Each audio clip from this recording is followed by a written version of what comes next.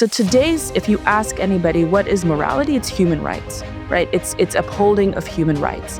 And so in this era of anti-Zionism, the Jew is no longer cast as vermin or race polluter or globalist. The Jew is cast as violating the moral tenets of what we believe is good, virtuous. So what violates human rights? Racism, apartheid, slavery, colonialism, genocide.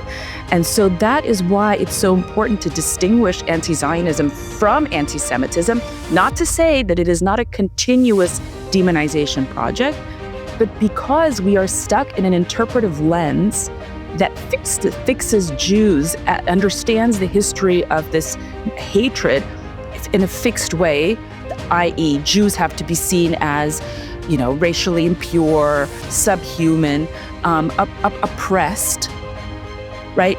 If they're oppressed, that's anti-Semitism. This new model is very different. And so that is why anti-Zionism functions quite differently from that second era. But I do want to keep on stressing that while we divorce anti-Zionism from perhaps the way the Jew was constructed in the era of anti-Semitism, all of it is a demonization project. And it looks different because what we identify to be moral changes.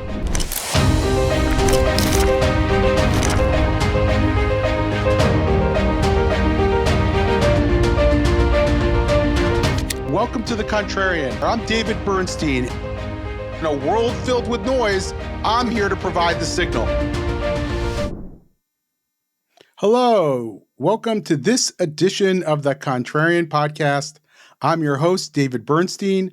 I'm joined by my co-host for this series, Phil Siegel. Phil is a philanthropist and thought leader from Austin, Texas, and has been my co-host in examining what we are calling the new anti-Zionism. It's a new, not so new, but it builds on certainly scholarship over the years, but an initiative by several top scholars, including the one we're hosting today, to really look at anti-Zionism as a phenomenon in and of itself. It's separate from anti-Semitism. We're going to talk more about what that means and how it plays out in the various iterations of this new thinking.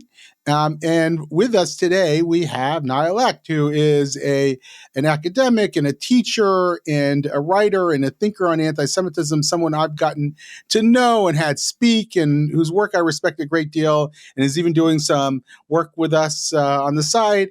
So Naya, welcome. Thank you so much for having me. This is a really important topic. It is, and you're leading the way. So, now the way that you should look at me, and I think Phil in this, is that we are on our own intellectual exploration here, and we're using the podcast to do it. So we're sharing it with our friends and family, we may challenge a little bit, but it's partly to sort of understand what the differences are among the various people who are pushing in this direction, and how to think about these issues, and also whatever qualms we might have about it, even as we're cheering you along. So anyway, why don't you start by telling us a little bit about who you are and how you ended up doing what you're doing now? Sure. All right, I'll be really quick. So I was born in the former Soviet Union, but I arrived here when I was a very young child, around 6 years old. So I didn't really grow up in the Soviet Union, but I have heard the stories of my parents. And in the Soviet Union, there was both classical anti-Semitism and state-sponsored anti-Zionism. And the two kind of manifested in separate ways, in different ways, but they were both forms of Jew hatred.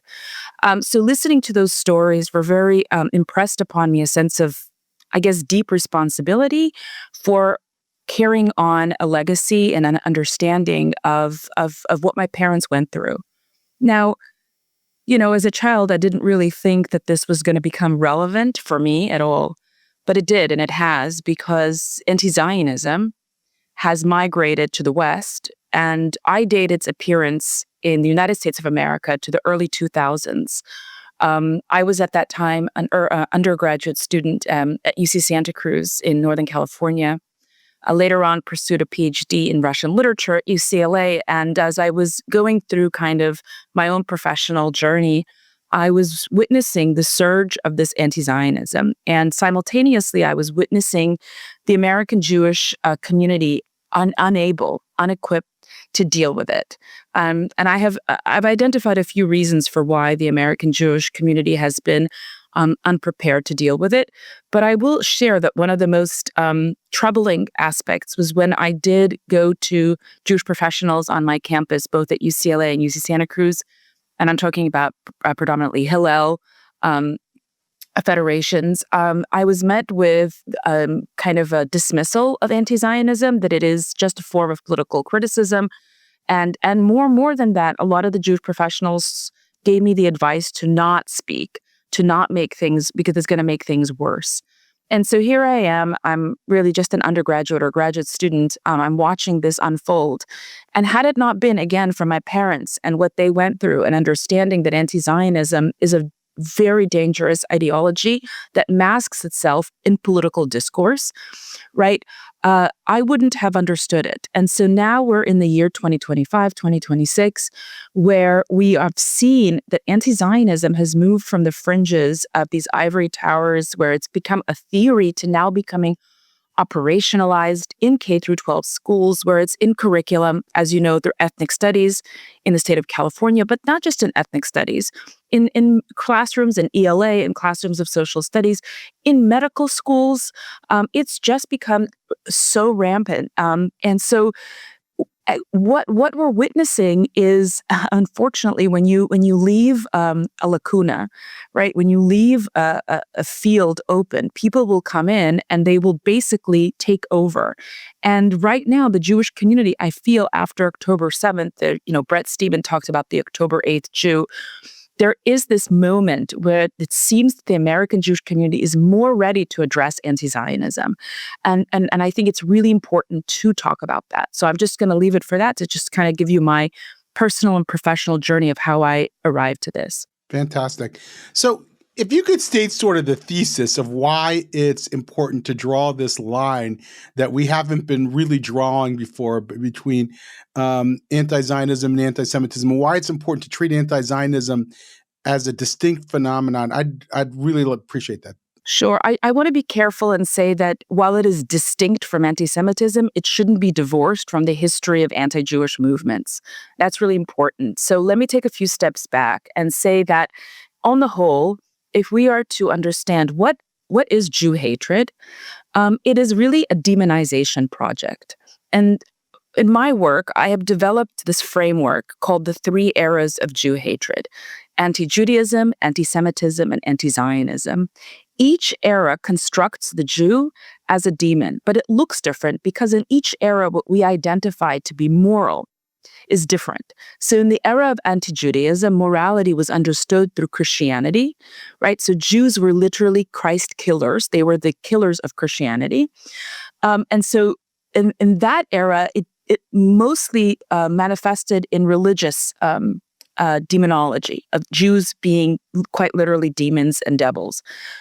But society had shifted and evolved. And in post-enlightened Europe, right, the age of science, reason, rationale, birthed another morality, or another way to categorize human beings based on race and race science. And of course, that seems to us so very unprogressive now, but it was very progressive. It was very forward-thinking to classify human beings based on racial features. And so the zenith of that, of course, comes with the Holocaust. And in that era, in the era of anti-Semitism, Jews are constructed as demons through the libel of race polluters, through the libel of being subhuman creatures, through the libels of being foreigners who pose a threat to the purity of a nation.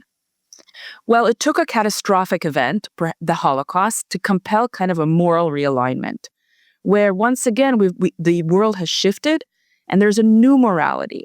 So if you ask anybody what is morality, it's human rights, right? It's upholding of human rights. And so in this era of anti-Zionism, the Jew is no longer cast as vermin or race polluter or globalist.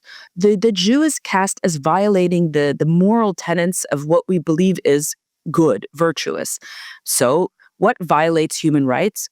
racism, apartheid, slavery, colonialism, genocide. And so that is why it's so important to distinguish anti-Zionism from anti-Semitism, not to say that it is not a continuous demonization project, but because we are stuck in an interpretive lens that fixes Jews, understands the history of this hatred in a fixed way, i.e., Jews have to be seen as, racially impure, subhuman, oppressed, right? If they're oppressed, that's anti-Semitism. This new model is very different.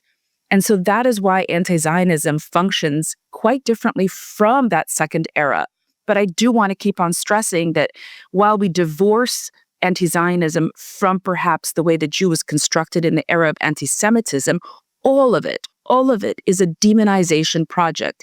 And it looks different because what we identify to be moral changes. Right, right.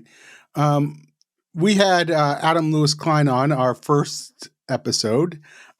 By the way, even if I've had some critiques of what he's written and said so eloquently, I thought he was brilliant, and he's sounding similar to that. It reminds me of Gestalt psychology's concept of functional fixedness, which is that that we human beings become very fixated on the use of something, the way that they've typically used it. So a rock can only be a rock and never a paperweight.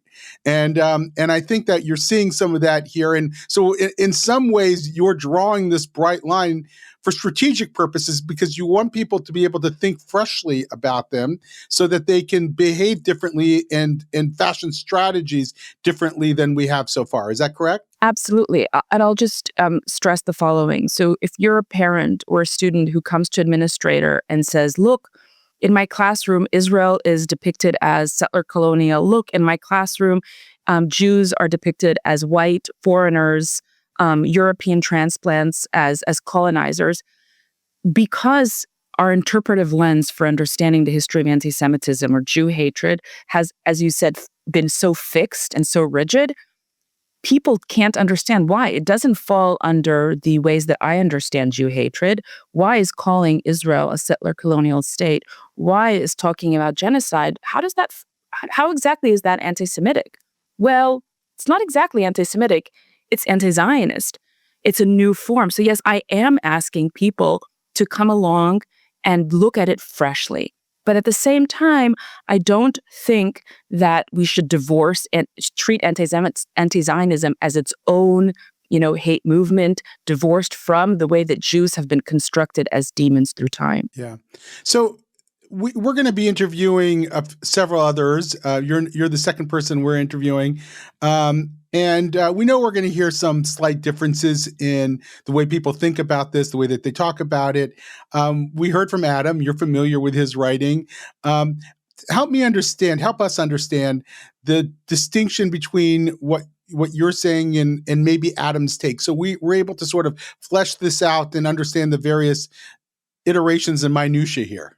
Well, I mean, again, I don't want to speak for Adam, but I think that I've been following some of what he's been writing. And for instance, he will say something like, we have to completely divorce ourselves from anti-Semitism. In other words, relying on this idea that if we unmask anti-Zionism and see that it is anti-Semitism, then we can correctly say it's wrong.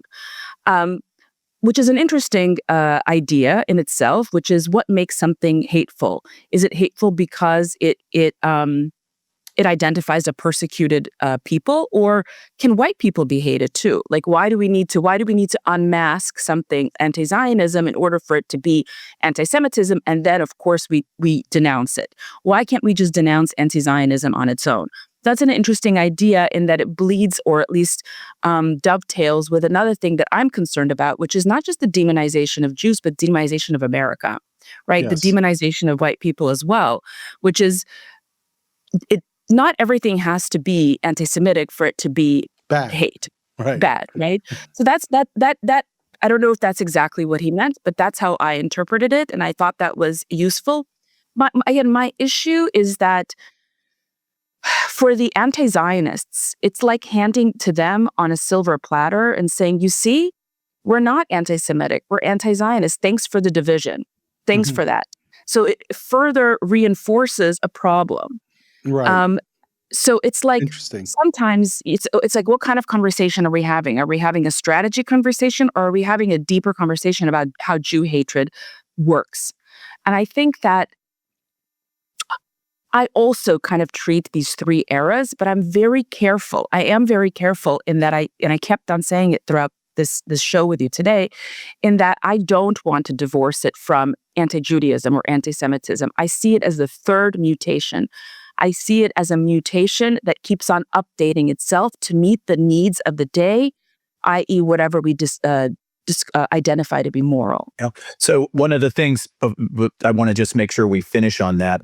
One of the things that what you're saying leaves open is if there's another mutation, we're more likely to recognize it if we see the long-term evolution. For all we know, anti-New York, right, is going to be the next mutation where we just don't know, but we have to be open to it could mutate many more times, and intellectually understanding that is important. Absolutely, and I know. When I teach about the three eras, I recall years ago, one of my students said, "Oh, Dr. Lekht, if we can identify what society will deem to be moral, we will then understand how the Jew will be positioned." And that's important because exactly, if we teach correctly that frame, the interpretive lens of the overall arc of how Jews are demonized through violating morality, we will be much better prepared. That's fascinating. So you and I spent some time together at this program at Oxford through ISCAP, and we've talked a lot about classical liberalism. So my organization, North American Values Institute, as you know, stands up for classical liberal values in education as it fights anti-Zionism, fights anti-Semitism, which are certainly illiberal forces in and of themselves. But it puts us in a very specific position here, or paradox, where in order to be consistent, I have to stand up for a very wide Overton window. I want to be able to say to people, don't indoctrinate anybody in your politics. And so where I sometimes get a little nervous when I hear various people speak about this, is when it sounds very prescriptive, like it almost like we've worked this out in our heads, we know what it is, and therefore the discussion about it is over. And so, for example, I'm not going to sit with somebody who wants to destroy Israel, thinks Israel has no right to exist, and have a debate with them about that. Like, I may not call them any word. I may not call them an anti-Semite or scream at them, but I'm just simply not going to waste my time doing that because I think it's outrageous and silly.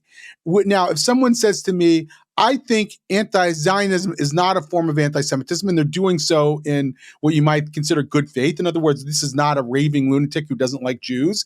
I will have that debate because I have to be consistent with my own liberal principles. And so I guess help me out here, or maybe help me maybe ameliorate some of my concerns if you're of the mind to do that, of why I shouldn't be concerned about how this can itself sound a little bit illiberal or push the envelope on that. Well, listen, I don't know if I can ameliorate your concerns because I have similar ones as well. I'm always very suspect of orthodoxy, of saying, okay, this is how it is, and that's it. For instance, I'll explain to you, like, for instance, saying that anti-Zionism is a hate movement. I am worried about that kind of language, that totalizing language, because you see, we have a problem on the right now. The right responds very differently than the left. The left is a culture of guilt and shame. The right does not respond to guilt and shame. The right has a different value system. And I would say that the most important thing for people on the right is free speech and liberalism, right? When you say this is a hate movement, when you kind of say this, you are not allowed to say this, stop this libel, stop that, don't say that, the right will react, rightfully so, no pun intended. They will react by doubting that it is a hate movement, and they won't like that. So, for instance, why do we have a problem, I believe, right now on the political right, is that for years, for decades, they have been told that this is systemic racism. You can't say this. You have to say that. You cannot engage in this kind of conversation. This is a safe space. This is not. So I don't want to participate in that type of behavior as well. I don't think it's healthy. I think it has produced in many ways what we're seeing on the right.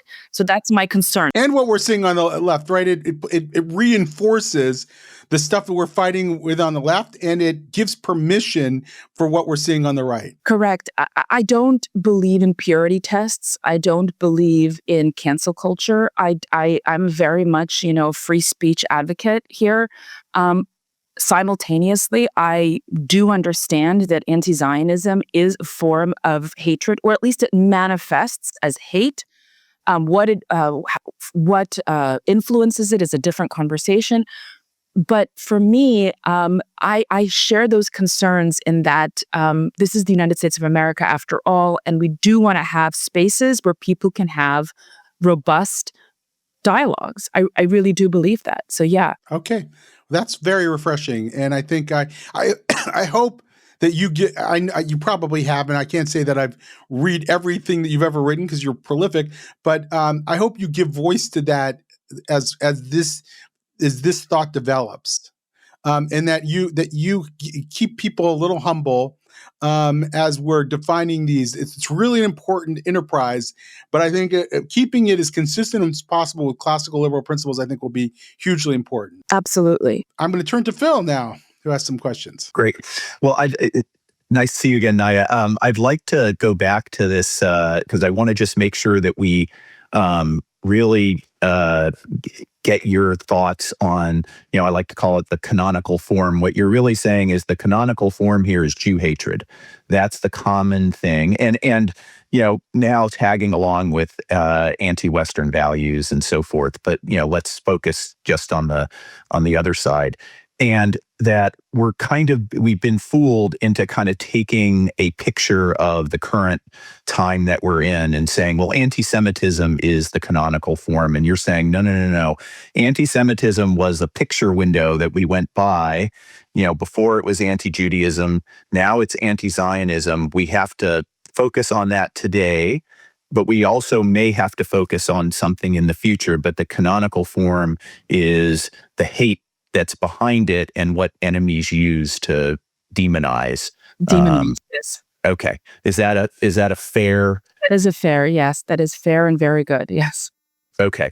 And so one of the things that, I've been really fascinated by the things that you've said is because I've always struggled with, when I hear people talk about malinformation, misinformation, disinformation, I'm sure everybody's heads explode. Mine did, but you had a very interesting description of the differences, especially between mis and disinformation and how that plays into this whole phenomenon. Can you talk a little bit about that? Yes, sure. So I think you're referencing an article that I wrote for JNS a few months ago. But basically, let me take again a few steps back and say that in the last 2 decades, I've been very involved with what we would call Jewish advocacy, which has the unfortunate name of Hasbara, but okay.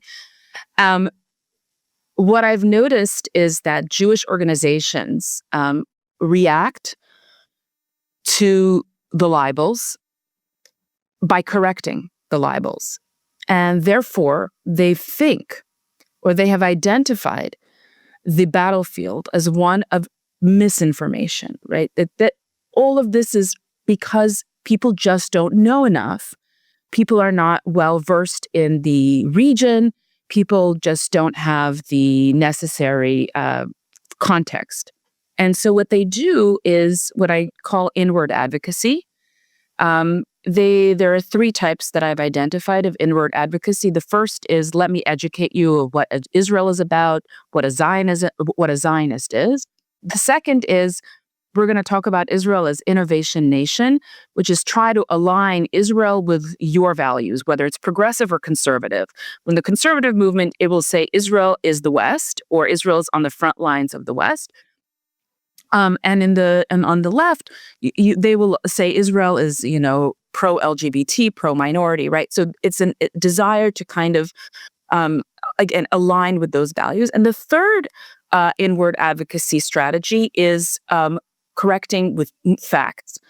So, for instance, if somebody says Israel is engaged in a genocide, you correct by giving a definition of genocide, that intent matters, et cetera, et cetera. Well, all of these have not been working because we've misidentified that this is not misinformation, it is disinformation. So what is the difference?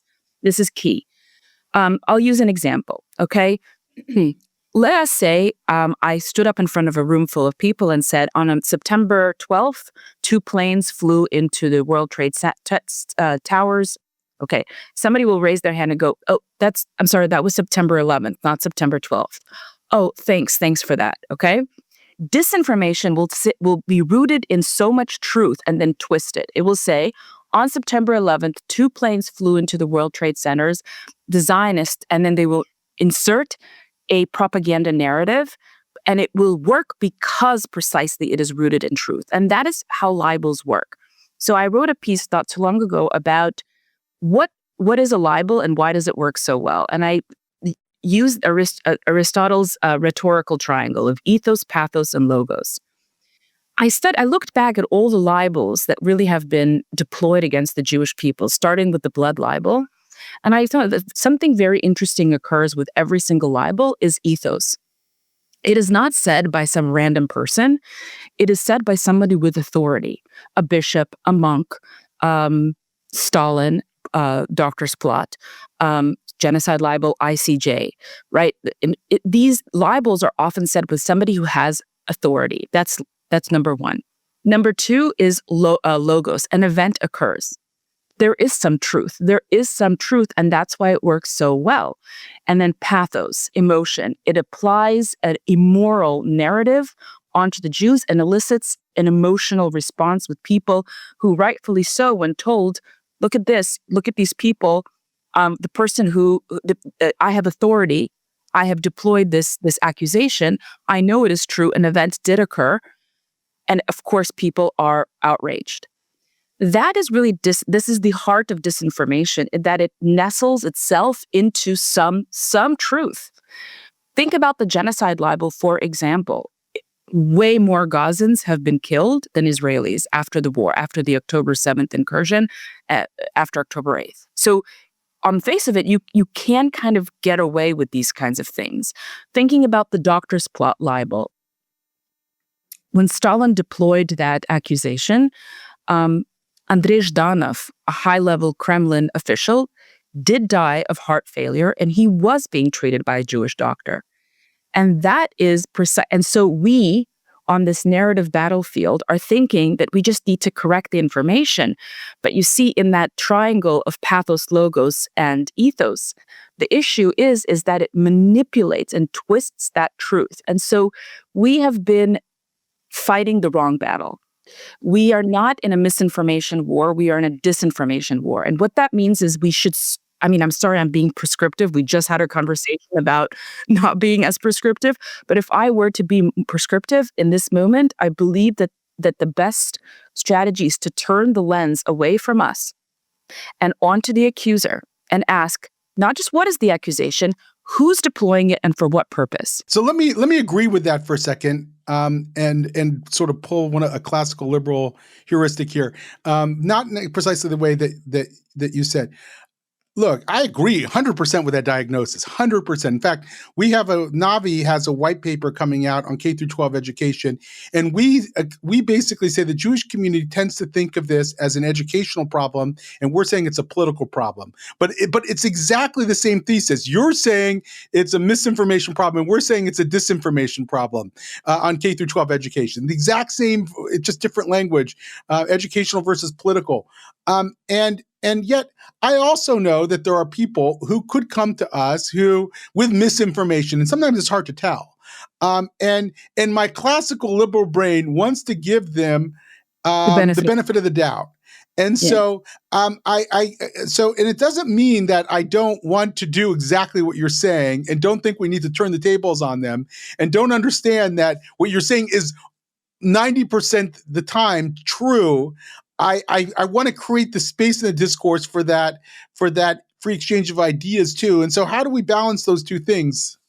I agree with that. In fact, when I do give talks and when I speak with people, I always say it's very important when you are engaged with your interlocutor, it's really important to identify where this person's coming from.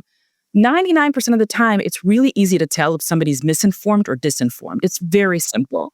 And so if they are truly misinformed, it's a different conversation. And I do want to leave space for that. But I also want to leave space for the disinformed conversation, where you turn the lens away from ourselves. For sure. Yeah, Understood. absolutely. And I agree with you. Yeah. The issue isn't education. So the issue isn't education in K through 12. You identified as politics. I think it's ideology. They've been captured ideologically. Political. When I say politics, I mean political power. In other words, a group of people who have accumulated political power in these systems is using it to indoctrinate kids.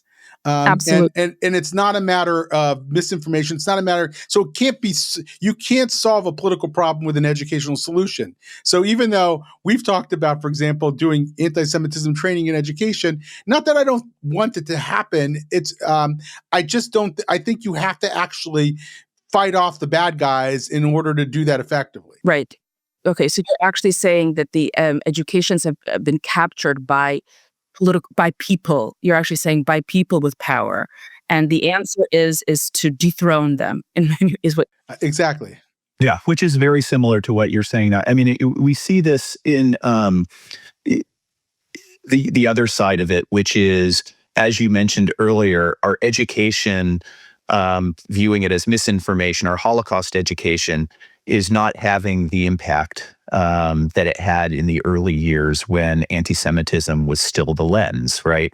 Now that in polite society, true anti-Semitism, just outright Jew hatred is not, it's not acceptable. The people have moved on to something that is acceptable, right? Which is the anti-Zionism lens. And so then the question becomes, are we harming ourselves with the way we communicate? What's your thought on, are the ways we're trying to respond to the misinformation actually causing harm? Or are they just ineffective? I think both. I think they're ineffective and they're causing harm. I think we need to get away from the lens being on us. I mean, I'm being repetitive, but really the lens being away from ourselves. And I know it's being, you referenced, David, earlier, a psychological frame where you're fixed or you're wedded to a certain idea. I think it's really hard. But I talk about this as having a paradigm shift really within the Jewish community. And it's going to take a lot of effort, because we are wedded to certain interpretive lenses. We are wedded to certain ways of speaking, to certain words even. And so it's, as I say, it's both. Now, it's not just, ineffective. It actually does a lot of harm because we are still stuck in the moral theater. We are prescribed roles and we are defending those roles. One other thing I want to say is in education, besides the fact that there's just a lacking of skills in K through 12, literacy, math skills, another skill that's lacking is ideological literacy. Students don't know how to pick up bias. Students don't understand even the difference between misinformation and disinformation. And I'm on the ground with many students, so I see it on a daily basis. I mean, I have crazy stories to share, but the point is that because they've been weaned on certain K through, I would say 5th, K through 8th, by the time you see them already in high school, they're pretty much, again, they're also victims of being wedded to a certain type of way of looking at the world. One is through what God talks about, which is suicidal empathy. I mean, I've been in many meetings where teachers of English in different schools say that the reason we should read is to exercise empathy. And that's why books should not be featuring white characters, but other characters. So this idea of empathy really being the governing value. So there's a lot going on here. That's another thing I want to just say that's beyond even the threat of anti-Zionism. I think both of you would agree with me that the history of Jew hatred, the operative word here that I'm using is Jew hatred, is really not so much about the Jews. Jew hatred is really about the society. It's a first warning. It's not that It's a test. it Yeah. really is a test. Yeah. It is kind of a systems that goes off, an alarm system that goes off, that there's something unhealthy about the body, about this civilizational body. And I think that in my work with different students, in my work with different schools, and just researching, this is beyond, demonization of Jews. This is a lacking of critical thinking, privileging empathy over understanding how ideology can work.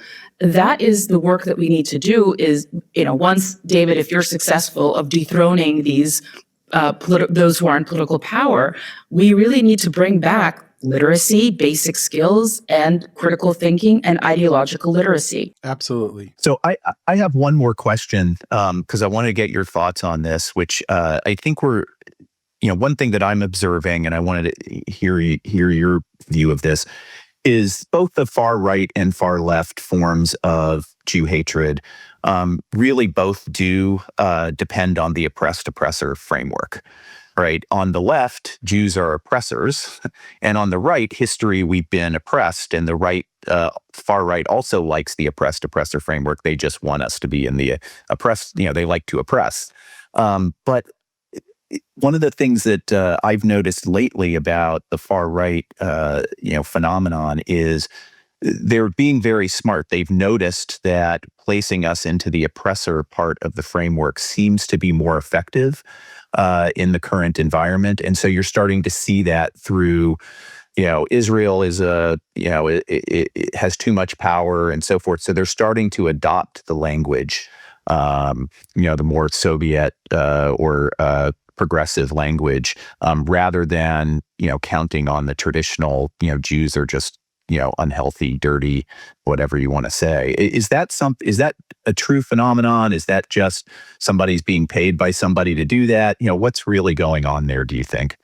Well, I would push back, if I may. I don't think that the left and the right are both obsessed with that binary. I think they're both obsessed with power, but the way that the power plays out is different. So on the left, it is oppressor and oppressed. But on the right, it's really classical, that anti-Semitism of Jews who have too much power, use it to form a secret cabal that they're going to upset the world order, and the world will devolve into disarray and chaos. Or America will evolve into disarray and chaos. Because so yeah, they're both actually very interested in power, but the way that they discuss power is a little bit different. So the one on the left is this Marxist way of looking at oppressor versus oppressed. And on the right, it's really more of that classical anti-Semitism. For instance, Hitler's Mein Kampf, he talked about how Jews are, it's funny, he talked about how Jews are really from Zion, from Palestine. But his main concern is if they do all end up there, that will be their main headquarters from which they're going to control the world. And that's really what we're seeing on the right. So that is my kind of fine-tuning on that description of how the left and right, they do converge around power, but their anxieties are a little bit different. Excellent. Yeah, that's very, very good, very incisive. So in terms of strategy, you want a paradigm shift, and I totally get that. I'm in the business of paradigm shifts too in the Jewish community. The paradigm shift I was originally going for, as you know, is to get the Jewish community to understand that the anti-Semitism we're experiencing today emerges out of this larger oppressor framework that too often we've bought into in order to be good neighbors and be at the table. On the left, we've sort of silently acquiesced, or not so silently acquiesced to that ideology, but it's problematic and eventually, inevitably targets us. Not inevitably, usually pretty early on, actually. And so that was my sort of innovation. I would not exclusively mine, but that. I had a strategy associated with that, to force the Jewish community to confront this, just to be the biggest pain in the tuchus that I possibly could to Jewish organizations, and to just push my way into the conversation, say, you must have this conversation. It ain't going away. Then October 7th happened, and unless you were really head was deep in the sand, it was pretty hard to ignore. And some managed to be that deeply in the sand. But nevertheless, there was a strategy to force our way in. What's your strategy to force your way in? Not just to have the paradigm shift, but to get people to confront it. Well, you were very prescient. I recall. So I hope that what you were saying, the Jewish organizations are now willing and ready to take on. What am I going to do? I always want to take a few steps back, but I just want to take another step back and dispense with the following idea that we need to take everyone. And here I'm reminded of Moses. 20% of Jews only left Egypt. Most did not leave, 80%. Okay? He did not wait for everyone. He looked, if we apply this idea of virology or virus in healthy cells and unhealthy cells, he decided to look at the Jewish people and say, who's coming with me? And it was the healthy cells that came. Now, albeit while they were in the Sinai, they reverted back to many of their old ways. We know about the golden calf, right? But this story has really impressed upon me this sense that while we have to try to take everyone, we cannot always take everyone. We take the healthy cells. We take those who are ready and willing. So in my strategy, I look at it as concentric circles, right? You want to call it low-hanging fruit in the beginning, we can call it that way. But you really have to form a strong base. Now, you could look at change is happening bottom up or top down. We always want the change to happen from top down. We want our legacy institutions to act correctly and affect the change positively. That doesn't always happen. What usually actually happens is the grassroots are doing a lot of that heavy lifting, and it happens from the bottom up. And so what we're seeing right now is, for instance, our new initiative that I co-founded with another woman, Stop Antizionism, is we launched a declaration in which we said, okay, enough, let's let the Jewish organizations please come together and say that anti-Zionism is today's Jew hatred. Well, of course, the first organizations were the grassroots that joined. But now we're getting more and more of these bigger organizations, the ADLs, the UJA, the JCRC organizations. So the strategy has to be, first you take the healthy cells, you have to take those who are ready and willing and understand. And I approach this strategy as a bottom up versus top down, because the elites will conform. The elites will conform once they understand that there will be an inflection point where Jews will say, we want this, and then it's unfortunate. I wish it were the reverse, but that is what I've been noticing, and that's the way I've been following that strategy. Got it. Thank you.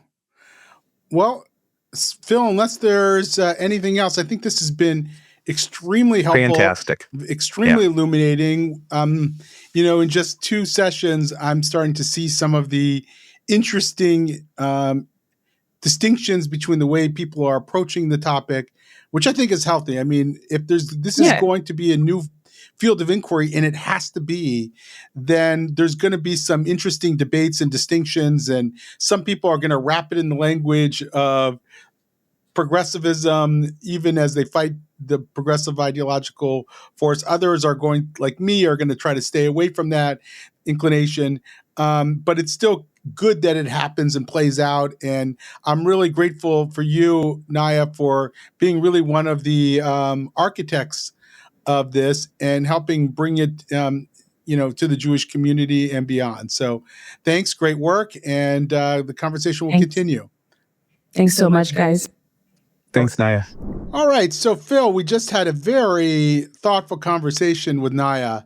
And it was a little different than the one we had with Adam. What did you make of it? How did you think the two were different from each other? Yeah. So, to me, Adam's play is that anti-Zionism is a unique hate movement, and we have to treat it as such and study it as such and fight it as such. And Naya, while I wouldn't say that they can't be brought together, right? Their ideas, but her view is anti-Zionism is the new fad of Jew hate, if you will. Maybe fad's a bad word. And we're kind of in the third round. Before it was anti-Judaism, then anti-Semitism, now anti-Zionism. It could mutate again. There could be a fourth, the fifth, the sixth, whatever it is. But today, that's what it is. In a way, we could still respond. The two can respond in much the same way. I thought the other thing about Naya's uniqueness is this focus on disinformation versus misinformation, which changes the way you fight. This turning of the lens. If it's misinformation, you can educate, keep the lens on yourself. If it's disinformation, people are on purpose trying to, spread libels, and you have to turn the lens on the fact that it's disinformation, which is also a little bit of a different approach. Yeah, I think Adam would say, and I believe he probably did say that, of course, anti-Zionism and anti-Semitism are not completely distinct. And of course, anti-Zionism builds on its predecessor forms, but wants to be able to deal with it more separately Uniquely. than Naya. Yeah. Yes, than Naya wants to. He's also more willing to use sort of the progressive packaging, and believes that we should sort of use it, or does use it, in like concepts like indigeneity, that are rooted in that discourse, maybe because he believes that they have value, that language has value, but he comes from that academic world. I'm sure he's been deeply enmeshed in it. It's very hard to sort of fully escape it, but even as he's critical of it, whereas Naya's like where I am, or maybe you are, she's willing to dispense with that progressive form altogether, which I think is different. Well, what you're saying in another way is there's an epic battle within the Jewish community that's going to have to be hashed through, which is the oppressor framework acceptable to keep the Jewish people safe? Because there are certainly people in the Jewish community that believe in that framework, but want to place us in the oppressed, that, we want to get all of the benefits that others get, whether it's special treatment or protections or whatever. And then others want to jettison the whole framework and say, no, this is about truth and pluralism and, kind of moral values. And so, that battle is yet to come. It's already being danced around for sure. As I know you've talked about probably more than anybody. And it's a very interesting play to see people move back and forth in that discussion. Absolutely.